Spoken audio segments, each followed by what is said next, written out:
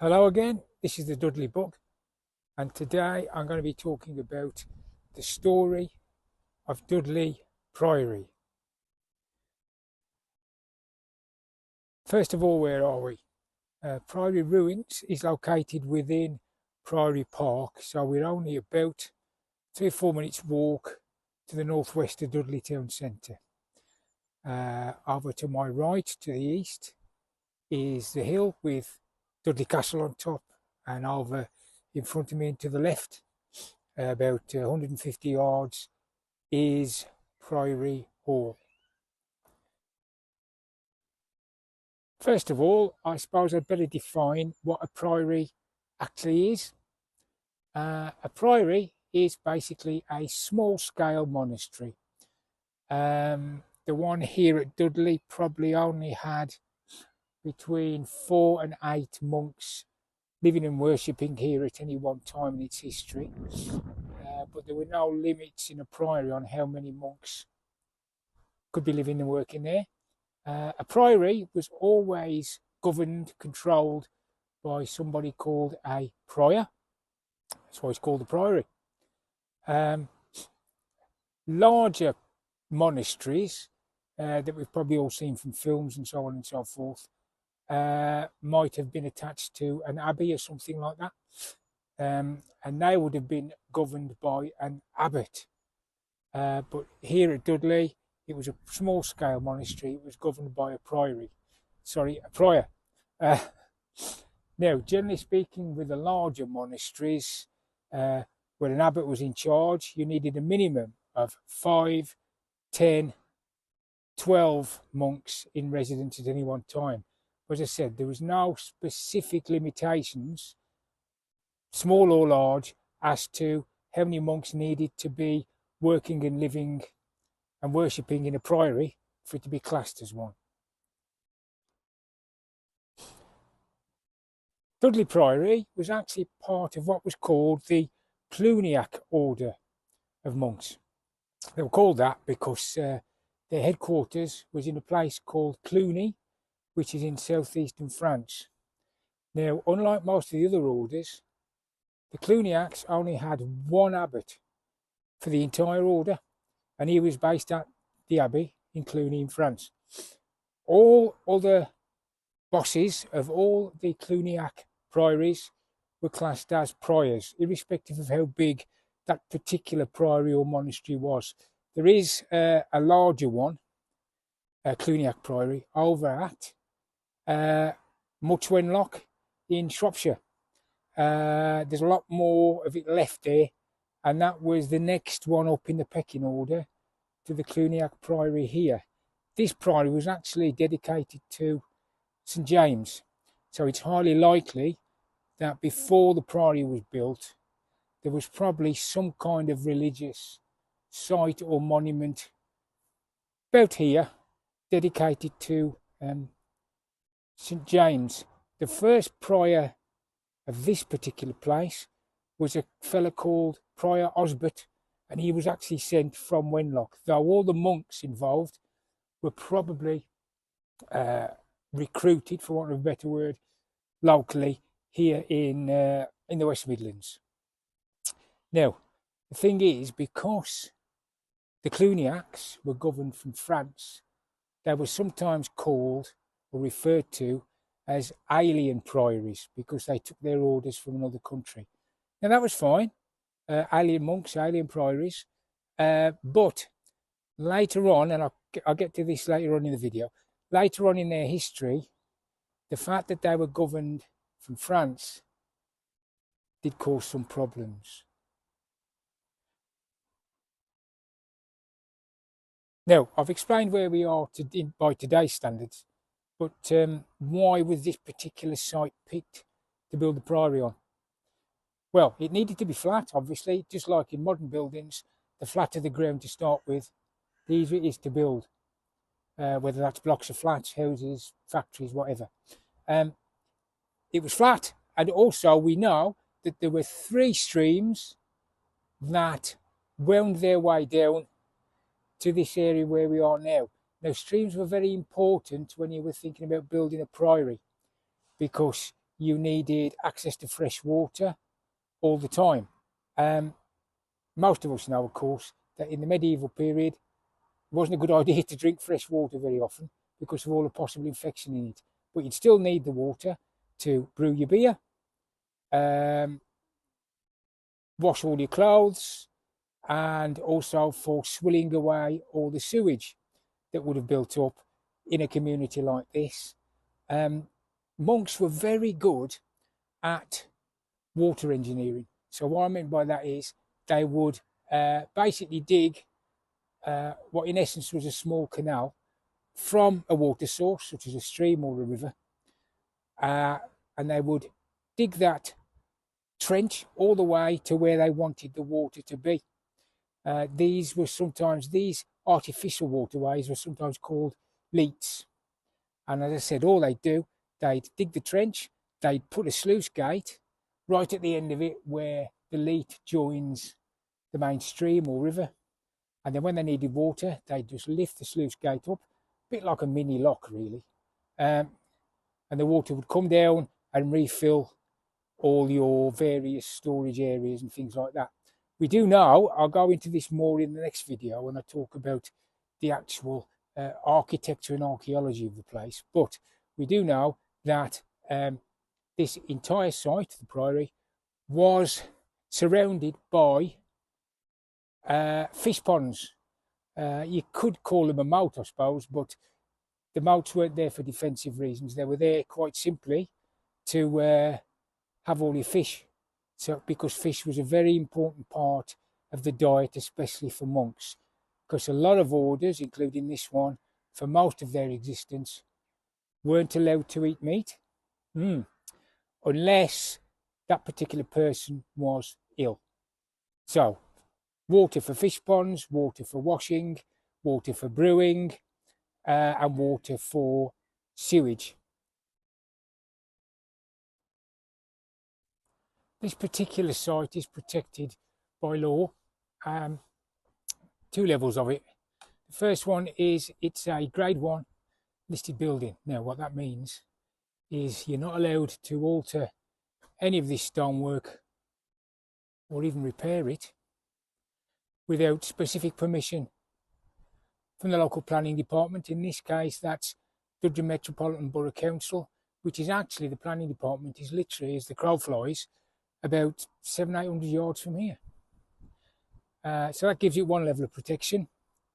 The other, I would say more important one, is this is what's called a scheduled monument. What that means is Historic England, you might know them by their former name of English Heritage. They decided that this site is of national historic importance, and so they scheduled it. Now, what that means is obviously no messing about with the stonework, no removal of anything. It also means that the entire area, now what about with the scheduling, it doesn't just mean the ruins themselves, all the ground around it is classed as protected. So as well as not messing with the stonework, you're not allowed to do any excavating here, including archaeological excavations, without specific permission from Historic England. And also, take note for all you mine finders out there, no metal detectors on site. Okay. So there we are. It's actually got two levels of legal protection. Bear in mind now, something I should have mentioned at the beginning really, because it's in Priory Park, entrance to the park and indeed to the ruins is completely free. There are no restrictions on it at all. So you're free to come here anytime that you like. 1066, Battle of Hastings and the Norman Conquest. Now, as well as a huge upsurge in the building the castles, including the one to my left, it also created a very big upsurge in the building of religious houses, extending or building churches, monasteries, abbeys, cathedrals. So that's where it all starts. The story of this priory begins in the 1150s. At the time, the Lord of Dudley Castle was a fellow called Ralph de Paganel, and he expressed a wish that he wanted to found a monastery here at Dudley. Now, he died in 1160, but his son, who inherited the lordship, Gervase Paganel, he actually got the ball rolling with the building of the Priory. As I said, the first prior was called Osbert. Now, when he decided to found the monastery here, it wasn't like one of us putting a pound coin in a collection tin in the local shop. There's a lot more to it than that. It was a very generous donation, actually. He gave them the land to build the monastery on. He also granted them plough lands for growing their crops, pasture for feeding their livestock, pannage, which that meant to be given the right to harvest things like hazelnuts, acorns, conkers and such for feeding to their pigs. He also gave them the rights to cut down trees for timber. Obviously that was very important in the early stages of building the monastery, and of course he gave them rights to mine stone in the area. Regarding exact dates, we do know that in 1180 the monastery here at Dudley was ordained by the prior over at Wenlock that I mentioned earlier. Anybody fancy an ice cream? And at the time, the prior, as I said, was called Osbert, and he had two monks with him, one called Robert and one called Hugh. 2 years later, on the 16th of June 1182, the monastery at Dudley was confirmed by papal bull by a fellow called Pope Lucius III.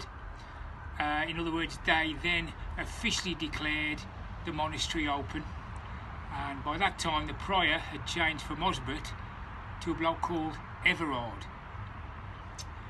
Some of you might know the name Everard, it's rarely used these days. Oh, look at the muck in here. So we've got Gervase Paganel, Lord of Dudley Castle, who got the Priory up and running. In 1174, Gervase was part of a rebellion against the King Henry II, which was a bad move, and he was punished for it. One of the punishments was his castle here at Dudley was slighted. Slighted meant to basically demolish the castle. And in a fit of pique, he then decided to move to his other estates down at what's now Newport Paganel, and never came back. So in essence, after 1174, Dudley had an absent landlord. So between 1174 and 1230, basically the prior of Dudley Priory ran the town. He instigated a fair on July the 15th, which is St James's Day. And a fair was a big deal because it brought a lot of revenue into the town. So the prior basically acted a bit like, I suppose you could say, a mayor, something like that. So that was 1174 to 1230. And in the 1230s, the lordship of Dudley Castle had moved from the Paganels to the de Summerys. And they actually returned here in the 1230s. And both Roger de Summery II, who died in 1273, and Roger de Summery III, who died in 1291, are both buried here in the Priory. And when Roger died in 1291, the entire Priory estate, as it was then, was valued at £38, 4 shillings and sixpence. In 1237, Henry III, King of England, decided to tax the Cluniacs 1/13 of all their profits for the year. It was supposed to be a one-off tax to help with his war effort. So as you can see, windfall taxes and nothing new. Okay, so we get to 1322, where the De Summery family, the lordship was transferred to the Suttons. And then we get to a very important part of English history, what's called the 100 Years' War. Was kicked off by Edward III. He was actually the grandson of Edward Longshanks. The 100 Years' War actually lasted 116 years, from 1337 to 1453. Now, I mentioned earlier, this is a Cluniac monastery, took its orders from France. We were now at war with France. So, the government, or the king, decided to place some restrictions on what the monks here at this Cluniac Abbey could do. Cluniac Priory, sorry, not Abbey. Now, these restrictions varied between various things during the 100 Years' War, but to sum them up, any profits made by the Cluniacs had to be given to the crown for the war effort, not sent to Cluny. The monks were only allowed a limited amount of food and clothing. They were not allowed to talk, communicate, or send letters to any strangers at all, and they were, for the most part, confined to the site.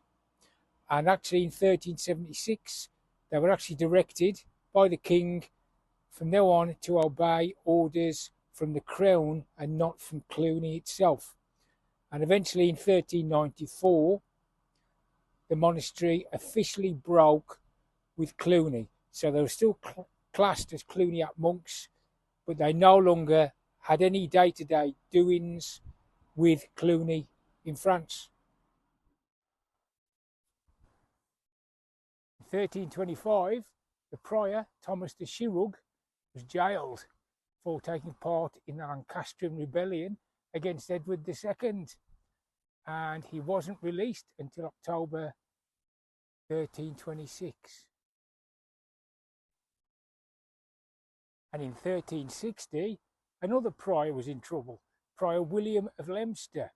He was jailed at Stourton for allegedly poaching the king's game at Kinver.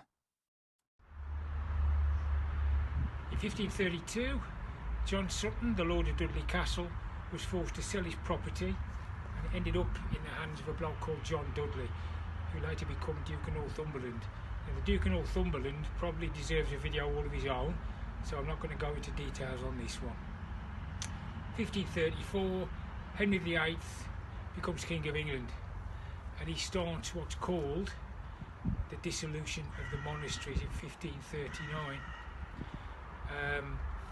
What that meant was he seized all of the properties, buildings, everything that the monasteries had got, and closed them down. The prior here, Prior Thomas, was lucky enough to get a £10 annual pension, which was a lot of money in them days. Unfortunately, it also meant that the Priory itself was just pillaged, including the lid on the roof, unfortunately. All the records held here were destroyed, apart from one we know. Only one document remains, that's in the British Library, and the value of the Priory at the time was stated as £34, 1 shilling and 4p. And then in 1554, after the death of John Dudley, the estate was handed back to Edward Sutton. He was the son of the John Sutton that had been forced to sell back in 1532.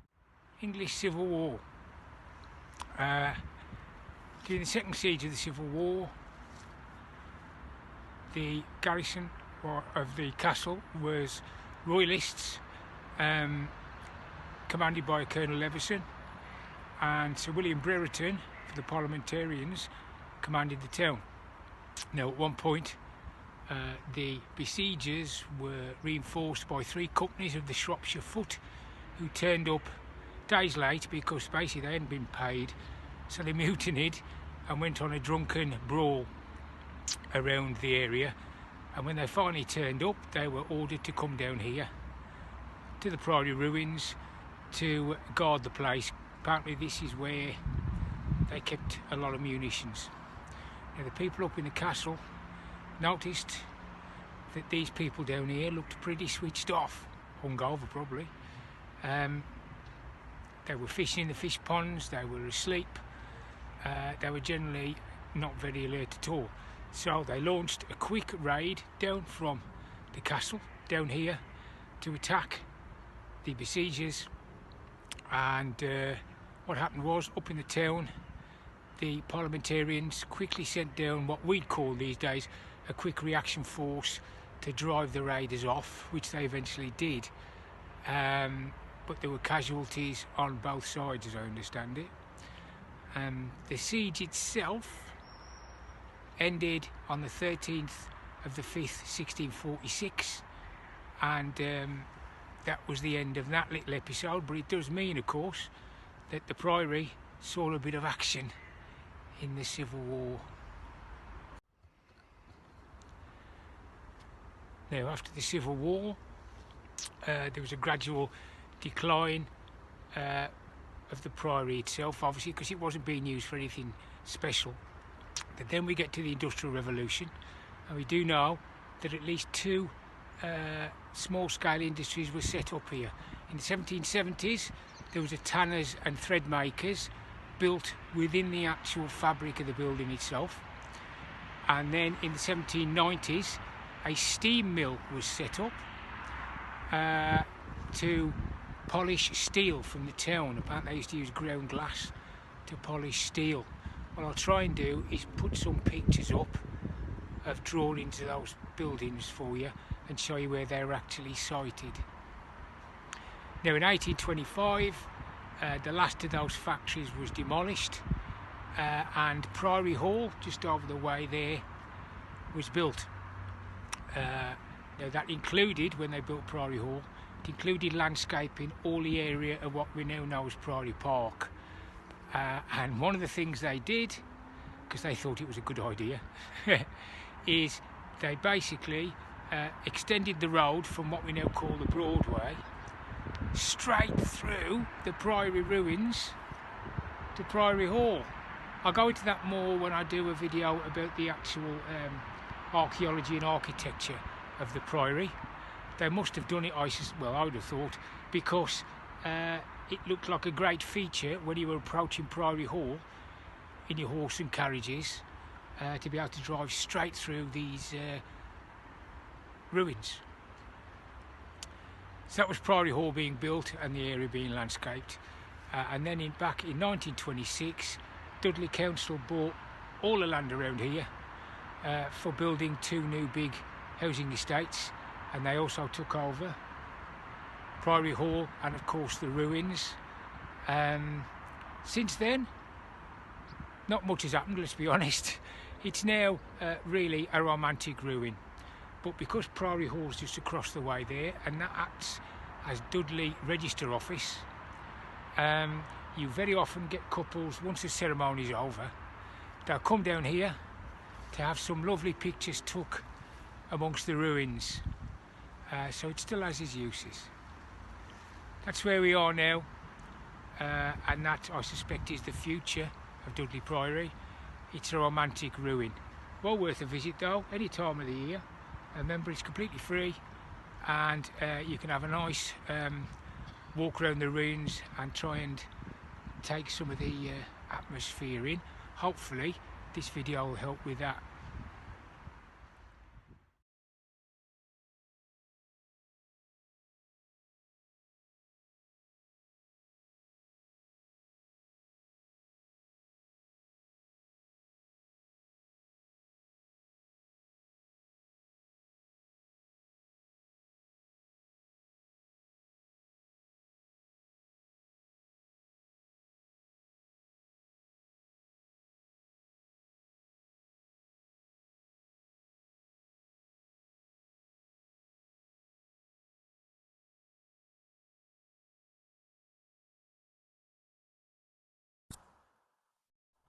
So there we are. That's my little potted history of the story of Dudley Priory. Hopefully you've enjoyed it, might have learned a thing or two, and until the next one, Pax Vobiscum. valete, which, as I'm sure you all know, is Latin for take it steady and keep out the off road.